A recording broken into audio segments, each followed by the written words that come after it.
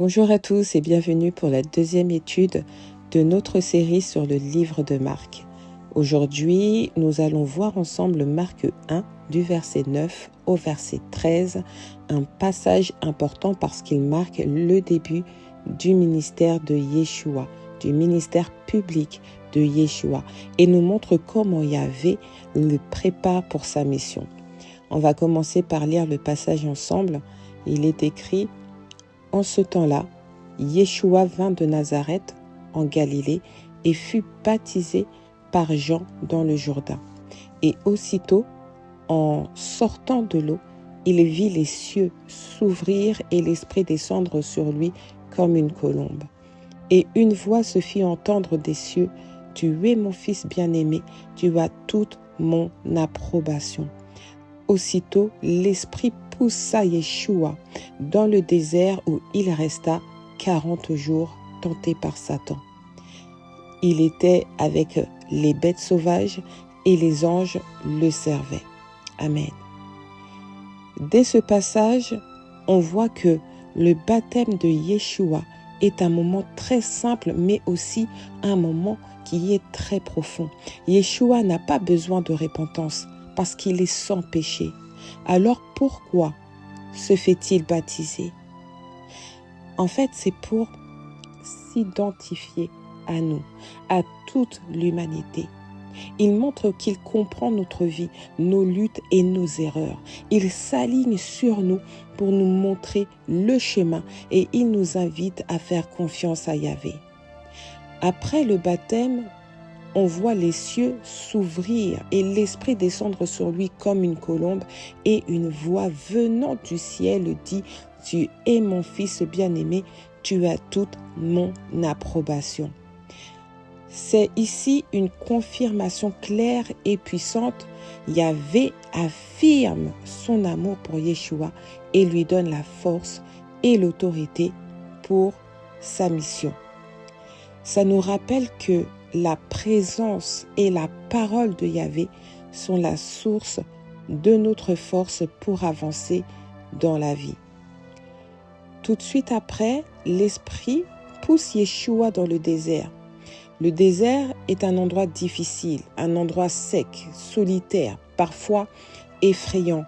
Et là, Yeshua reste 40 jours et est tenté par Satan. Ce passage est important parce qu'il nous montre que même Yeshua a été confronté à l'épreuve et à la tentation. Personne n'échappe aux difficultés, d'accord? Mais ce qui est frappant ici, c'est qu'il n'est pas seul. Il est écrit que les anges viennent le servir, le soutenir et le protéger. Yahvé est toujours présent dans nos vies, même dans les moments les plus durs, même dans les moments les plus compliqués. Et le désert est aussi un lieu de préparation. Yeshua y apprend à dépendre entièrement de Yahvé, à rester concentré sur sa mission et à se fortifier pour tout ce qui l'attend. Pour nous, cela montre qu'avant de commencer quelque chose d'important ou de suivre Yahvé pleinement, il peut être nécessaire de passer par un moment de solitude, de réflexion et d'épreuve pour grandir et être prêt. Ce passage nous donne plusieurs leçons concrètes. Tout d'abord, le baptême nous montre que Yahvé nous accepte et nous appelle à une vie nouvelle. Comme Yeshua, nous pouvons commencer un chemin avec Yahvé, laisser le passé derrière nous et nous tourner vers lui. Ensuite, les épreuves font partie du chemin. Yeshua a été tenté et confronté à des difficultés, et nous aussi, nous aurons des moments compliqués, mais ces moments peuvent nous préparer et nous fortifier. Enfin, Yahvé nous soutient toujours. Les anges qui servent Yeshua symbolisent la présence de Yahvé et son aide. Même quand nous ne le voyons pas, le Seigneur est présent. Et ça nous encourage à ne pas perdre courage et à garder confiance, même dans nos moments les plus difficiles. Prenez un instant maintenant pour réfléchir avec moi. Quelles sont les tentations ou les difficultés dans votre vie en ce moment? Comment pouvez-vous vous tourner vers Yahvé pour trouver la force et le courage de continuer? Y a-t-il un geste concret, comme le baptême, la prière ou la confession, qui pourrait symboliser votre engagement à suivre Yahvé et à commencer quelque chose de nouveau avec lui? Ces questions sont importantes parce qu'elles nous aident à mettre en pratique ce que Yeshua nous montre dans ce passage.